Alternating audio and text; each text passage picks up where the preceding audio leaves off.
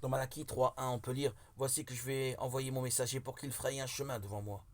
Il faut lire la Bible attentivement. Pourquoi Dieu a-t-il envoyé son messager avant nous? Pourquoi Jean-Baptiste est-il né 6 mois avant Jésus? Nous devons comprendre tout ce qui se trouve dans la Bible. Il y a un passage dans l'Ancien Testament concernant le ministère du souverain sacrificateur, Aaron. Aaron est le grand frère de Moïse. Lui et son fils étaient oints par Dieu en tant que prêtres.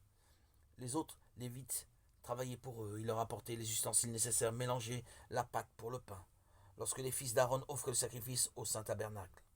Donc les fils d'Aaron avaient été oints pour prendre part au même travail que les autres, mais au jour des expiations, le 10e jour du 7e mois, le souverain sacrificateur seul offrait le sacrifice de l'expiation pour son peuple. Dans Luc 1,5, on trouve l'histoire de l'ascendance de Jean-Baptiste. Nous devons avoir une idée exacte du messager de Dieu pour nous faire une idée exacte de Jésus. Nous avons tendance à générer beaucoup d'idées concernant Jésus, mais nous ne savons pas grand-chose de Jean-Baptiste qui est venu avant lui. Je vais tâcher de vous aider à comprendre. Commencement de l'évangile de Jésus-Christ, Fils de Dieu, selon qui est écrit dans Isaïe le prophète: Voici que j'envoie mon messager en avant de toi. Marc 1, 1, 2. L'évangile commence toujours avec Jean-Baptiste. Si l'on comprend bien Jean-Baptiste, il est facile de comprendre et de croire en l'évangile de la rédemption que Jésus va nous donner. C'est comme écouter des ambassadeurs envoyés dans le monde pour connaître la situation de chaque pays. Si nous connaissons Jean-Baptiste, nous pouvons comprendre convenablement la rédemption de Dieu. Il est dommage que beaucoup de chrétiens actuels ne connaissent pas l'importance de Jean. Dieu n'a pas envoyé Jean parce qu'il s'ennuyait et n'avait rien d'autre à faire. Les 4 évangiles du Nouveau Testament parlent de Jean-Baptiste avant de parler de la rédemption de Jésus. Mais les évangélistes d'aujourd'hui ignorent totalement et disent aux gens que croire uniquement en Jésus est suffisant pour être sauvés.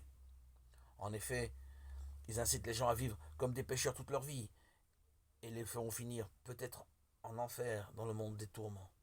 Si vous croyez uniquement en Jésus sans connaître le rôle de Jean-Baptiste, le christianisme est une autre religion. Comment être racheté de vos péchés si vous ne connaissez pas la vérité? C'est impossible. L'évangile n'est ni simple ni facile. Aussi, de nombreuses personnes pensent que la rédemption dépend de notre foi en la croix, puisque Jésus y est mort pour nous. Si vous ne croyez qu'en la crucifixion sans connaître la vérité de la transmission des péchés, aucune foi ne vous amènera à la rédemption complète. Dieu a donc envoyé Jean-Baptiste pour faire savoir au monde comment la rédemption s'accomplirait et comment Jésus enlèverait tous les péchés du monde. C'est uniquement en connaissant la vérité que nous pouvons comprendre que Jésus est le Fils de Dieu qui a pris tous nos péchés sur lui. Jean-Baptiste nous parle de la vérité de la rédemption. Il nous dit comment il est venu pour attester de la divinité de Jésus, comment les gens ne l'ont pas accepté lorsque la lumière est descendue sur le monde. Il a aussi attesté dans Jean 1 qu'il était celui qui avait préparé l'évangile de la rédemption en baptisant Jésus-Christ.